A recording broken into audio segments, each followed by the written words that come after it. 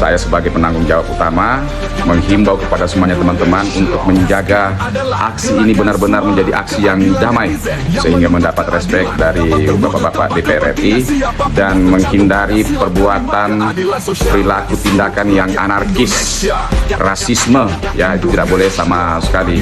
Harap tidak membawa barang-barang tajam, benda tajam, tidak membawa alkohol dan miras, ya, dan juga yang alat-alat lain yang dilarang atau tidak diperbolehkan. Jangan lupa besok tanggal 4 Februari hari Selasa tahun 2025 kita akan mengadakan aksi damai ke gedung DPR RI. Mudah-mudahan kita bisa diterima oleh Komisi 3 DPR RI terkait dengan perkara Cina Cirebon. Sudah kurang lebih 9 tahun perkara ini belum juga menemukan titik kebenarannya di mana. Kita berharap agar kebenaran bisa terungkap dan lahirlah keadilan. Tetap semangat memperjuangkan keadilan. Kalian adalah semua penegak hukum, ya. Orang yang menggunakan waktu, harta, dan tenaganya untuk melahirkan keadilan dalam rangka penegakan hukum adalah penegak hukum. Kita semua penegak hukum. Sampai jumpa besok. Kita akan menyalurkan aspirasi kita di gedung DPR RI. Tetap semangat, gaskan. Tanggal 4 Februari adalah hari H di mana kita akan melakukan aksi damai di depan DPR RI dan mengupayakan untuk melakukan audiensi bersama dengan anggota DPR RI. Dalam hal ini adalah Komisi 3. Dan persiapan tadi sore, siang sampai sore sudah diadakan meeting teknis terakhir dan semuanya sudah terbahas dengan baik, sudah teruji dengan baik, semuanya sudah benar-benar klop, sudah dipersiapkan dengan baik, baik itu peralatan, transportasi, konsumsi, peserta, dan semuanya itu sudah dipersiapkan dengan matang, ya, termasuk dalam hal ini keamanan dan juga perihal medis. Saya mengulang kembali percakapan saya di saat rapat beberapa hari yang lalu terkait dengan nomenklatur, tujuan, visi dan misi, dan apa saja program kita untuk meminta keadilan di Dewan Perwakilan Rakyat Republik Indonesia Komisi 3. Jadi kita semua datang ke sini bukan saja karena 7 terpidana yang dianggap mendapatkan intimidasi atau tidak mendapatkan keadilan secara signifikan di negara Republik Indonesia. Kita datang ke sini karena kita peduli akan penegakan hukum di masa yang akan datang. Karena ketika suatu yang cacat ini, suatu yang dianggap cacat oleh masyarakat dan hukum, menjadi acuan sebagai jurisprudensi yang tertuang dalam Anglo-Saxon, 3 sistem hukum di Indonesia. Yang pertama hukum adat, yang kedua Anglo-Saxon yang berkaitan dengan jurisprudensi, yang kedua Anglo-Saxon, yang ketiga Eropa kontinental. Itu yang kita harus waspadai. Ketika kecacatan-kecacatan yang dilakukan oleh oknum polisi yang bernama Ibtu Rudiana ini dilegalkan oleh negara, ya, dan terpendam menjadi satu jurisprudensi, maka besok penegakan hukumnya akan cedera dan akan terus cacat. Kenapa? Karena salah tangkap, kesewenang-wenangan, penangkapan dan proses penyidikan tanpa sprint yang dilakukan oleh Ibtu Rudiana telah dilegalkan dan menjadi jurisprudensi di bangsa ini. Ingat, kekuatan jurisprudensi bisa mengalahkan undang-undang. Makanya kita datang ke sini untuk itu, bukan saja untuk 7 terpidana, tapi untuk masa depan anak cucu kita. Bagaimana sebuah putusan yang salah, yang keluar dari hasil kekhilafan hakim, bisa menjadi acuan di masa yang akan datang. Akan banyak peristiwa hukum yang terjadi yang kembar sama seperti yang dirasakan oleh Vina dan Eki, dirasakan oleh 7 terpidana. Proses yang tanpa melalui prosedur yang jelas, yang melanggar Perkapolri, dilegalkan oleh negara melalui putusan pengadilan menjadi jurisprudensi saat ini. Itu menjadi agitasi dalam pikiran saya, sehingga saya mau datang ke sini. Sampai-sampai saya kemarin bilang kan, kalau ini kita tidak selamatkan, kemungkinan saya sedikit-sedikit akan mundur jadi pengacara. Saya akan jual pecel lele. Kenapa? Karena ini bukan tugas saya saja, tugas seluruh masyarakat Indonesia. Kalau ini tidak diselamatkan, kalau ini tidak dibantah proses itu dia yang salah dan sudah diakui oleh dia di beberapa media sosial bahwa dia telah melakukan kekhilafan dan kesalahan prosedural dan melanggar Perkapolri, dia sudah mengakui itu. Dan pengakuan kesalahan dia ini harus dipatahkan segera. Dan akan menjadi jurisprudensi. Kalau ini tidak dipatahkan, besok polisi tidak lagi capek-capek mencari siapa itu tersangka yang akan ditangkap oleh mereka dalam proses persidangan, peradilan. Mereka cukup menangkap orang di depan yang sedang nongkrong, Ya, orang yang tidak tahu menau, mereka tangkap, mereka bawa ke kantor polisi, lalu mereka tato, mereka stigma seakan-akan ini orang ini berbuat jahat, bahwa sudah orang ini bertato dan penjahat, walaupun tanpa sprint, akhirnya dilegalkan juga oleh putusan pengadilan yang berikutnya, karena adanya jurisprudensi.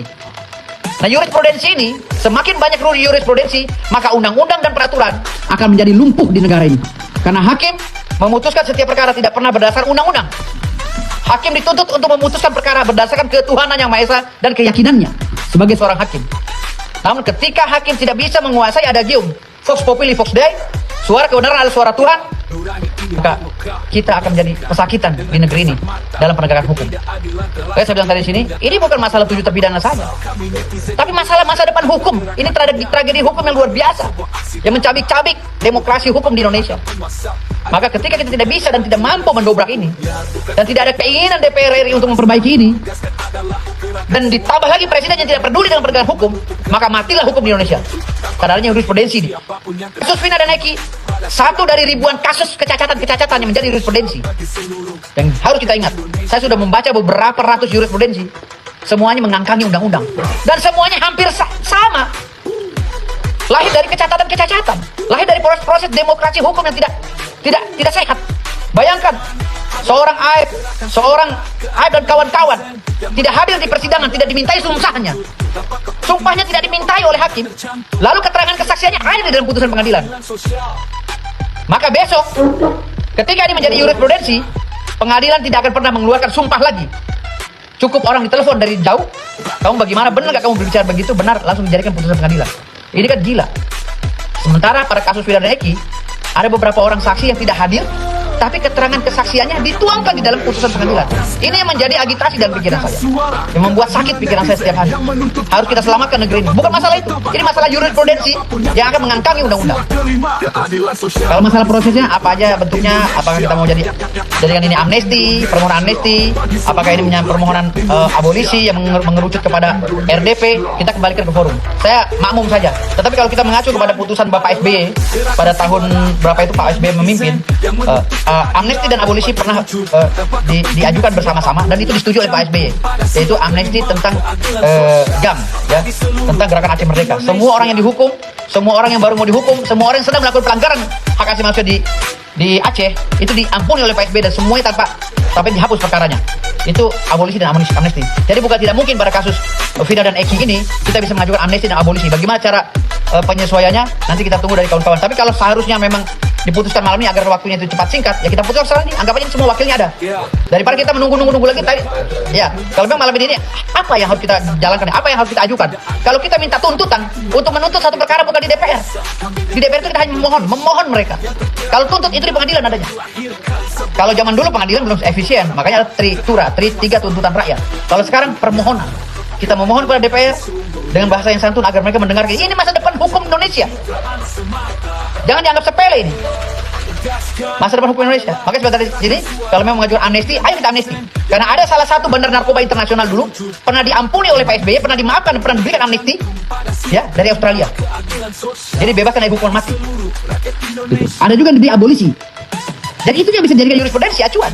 Putusan-putusan tersebut, putusan amnesti dan putusan abolisi. Tanpa harus menjadi, ya, pengacaranya sih tersangka atau terpidana. 7 terpidana misalnya pengacara tidak mau jalan, kita pakai kompetensi relatif. Nggak perlu kita pakai kompetensi absolut. Kita jalankan, kita ajukan abolisi. Mana tahu diterima. Kalau itu diterima berarti kita mempunyai temuan baru di dalam hukum, dunia hukum, bahwa tanpa adanya kompetensi absolut pun kita bisa mengajukan abolisi atau amnesti. Karena hukum itu abstrak dan hukum itu selalu urban, selalu mempunyai temuan-temuan baru di dunia hukum. Jadi itu aja dari saya. Terima kasih banyak. Wassalamualaikum warahmatullahi wabarakatuh. Ketujuh anak-anak bunda yang terzolimi ditolak MA. Posisi bunda masih di Jakarta. Bunda ikut syok, bunda kecewa, bunda marah karena ini gak adil. Gak adil. MA menolak kebebasan mereka. Bunda pikir pengumuman kemarin itu cuma punya Saka yang diumumkan. Karena punya Saka itu udah terlalu lama. Menurut Bunda seperti itu. Ternyata kok semuanya ditolak. Katanya tidak ada novum baru lah, dan tidak ada kesalahan hakim. Bunda nggak ngerti kalau soal hukumnya ya. Kenapa Bunda kecewa seperti juga keluarganya mungkin kecewa, seperti kalian semuanya juga kecewa. Belum lagi Bunda kebayangin anak-anak yang di dalam itu berharap mereka itu bebas. Bergabung bersedih. Perjuangan selama ini mendukung 7 terpidana yang sudah sangat kelihatan dizolimi oleh sistem peradilan yang tidak adil itu. Kemudian ternyata PK mereka ditolak, pupus sudah harapan mereka, hilang sirna sudah harapan mereka. Walaupun tentu secara hukum masih memungkinkan dilakukan PK kembali, tapi dengan melihat hasil dari PK pertama ini, entahlah apa iya PK yang berikutnya yang tentu butuh bukti yang lain dan lebih dalam masih bisa untuk diperjuangkan.